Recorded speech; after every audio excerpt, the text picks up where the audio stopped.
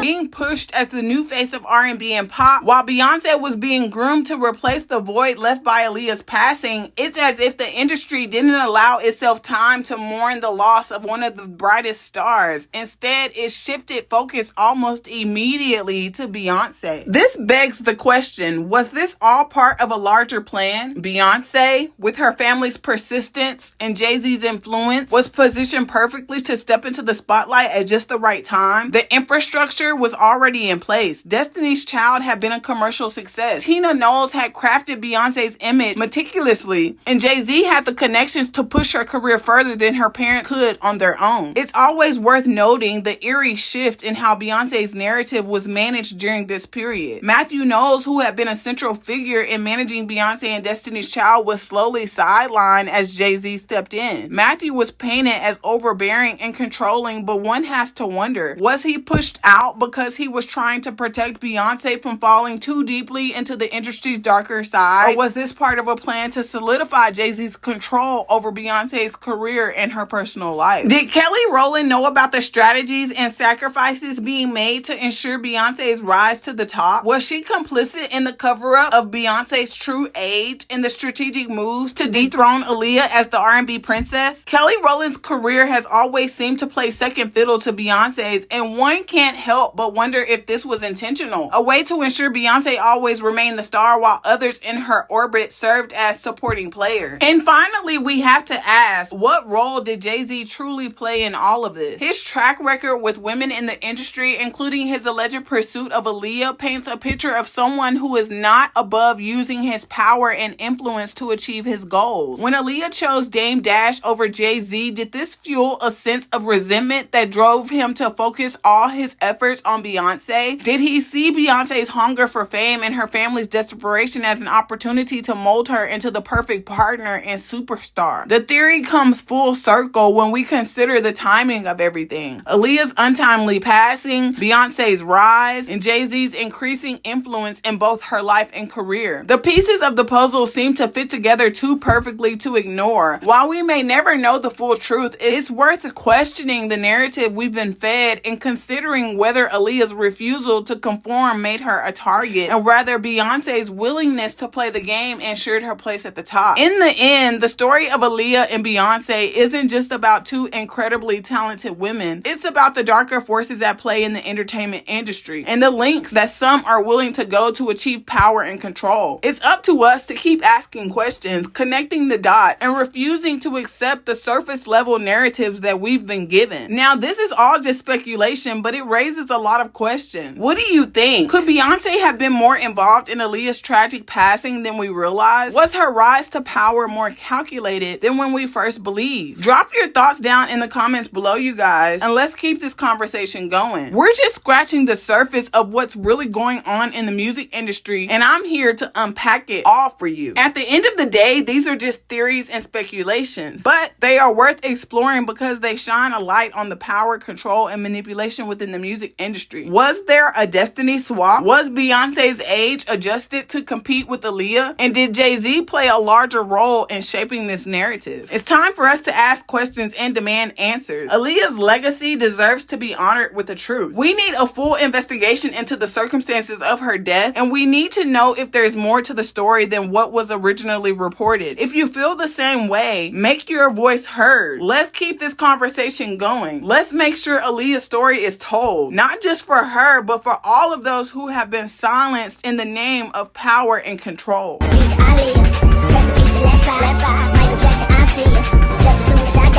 She knows. So long, sleeping from sofa to sofa. Now I'ma step on these little bitty bitches. Here's some brand new Gucci loafs, some Gucci walking. I got tired of eating Big Mama's chicken. Now it's business when I walk out.